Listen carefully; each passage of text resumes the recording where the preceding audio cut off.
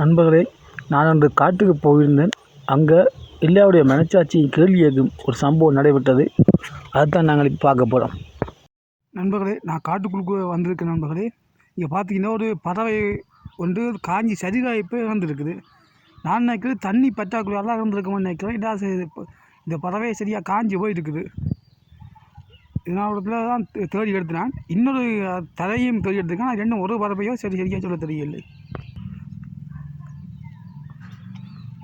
பார்த்தீங்கன்னா நண்பர்களே, ஒரு பறவையோட தலை இது வந்து அதோட முள்ளந்தண்டு எலும்பு இருக்கிற நண்பர்களே. இதுக்கெல்லாம் எடுத்துருக்குறேன் நண்பர்களே. இது மனிதர்களின் மனச்சாட்சியை கேள்வி கேட்கும் ஒரு சம்பவம் தான் இது. ஏனென்றால் நமக்கு தண்ணீர் வேணுமென்றால் நாங்கள் கிணத்தில் எடுப்போம். பறவைகளுக்கு வேணுமென்றால் என்ன செய்யும்? இங்கே ஒரு வீடியோ ஒன்று போட்டிருக்கேன். இந்த வீடியோ நீங்களே பாருங்கள் நண்பர்களே. இது எங்கள் வீட்டில் எடுத்த வீடியோ. இதில் என்ன இருக்குன்னால் தூக்கணாங்குருவி ஒன்று இங்கே இருக்குது. அது தண்ணி பற்றாமல் எப்படி கஷ்டப்படுதுன்னு நீங்களே பாருங்கள் நண்பர்களே. அதனால் வாயை திறந்து வந்து எப்படி தண்ணி பற்றாக்குறையால் கஷ்டப்படுதுண்டு. இதுலேருந்து என்ன தெரியுதுங்க, அந்த குருவிகளுக்கு நாங்கள் இங்கே முடிஞ்ச ஒரு தண்ணியை எங்களோட வீட்டில் நாங்கள் வைக்க முடியும். பறவைகள், நாய்கள், பூனைகள் இல்லை எந்த மிருகமாக இருந்தாலும் எங்களோட வீட்டில் வந்து வைக்க முடியும். பொதுவாக எங்களோட வீட்டில் நாங்கள் வச்சுருக்கிறோம். அதே மாதிரி சில வீடுகளையும் இருக்குது.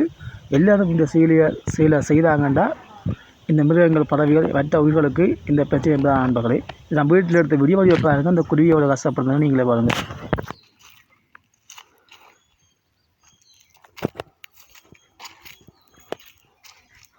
நண்பர்களே, அடர்ந்த காடுன்னு சொல்லுவாங்க. இது அடர்ந்த காடு. இந்த அடர்ந்த காடுக்குள்ளே போக முடியுமான்னு பார்க்குற நண்பர்களே. பார்த்தீங்கன்னா இப்படி இருக்கு. நீங்களே பாருங்கள் நண்பர்களே.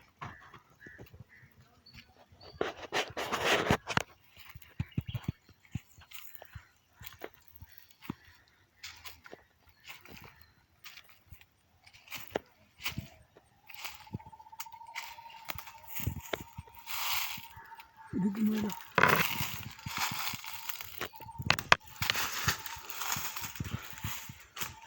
எப்படிங்க பார்த்தீங்கன்னா நண்பர்களே, காடு வேறு லெவலில் இருக்குது.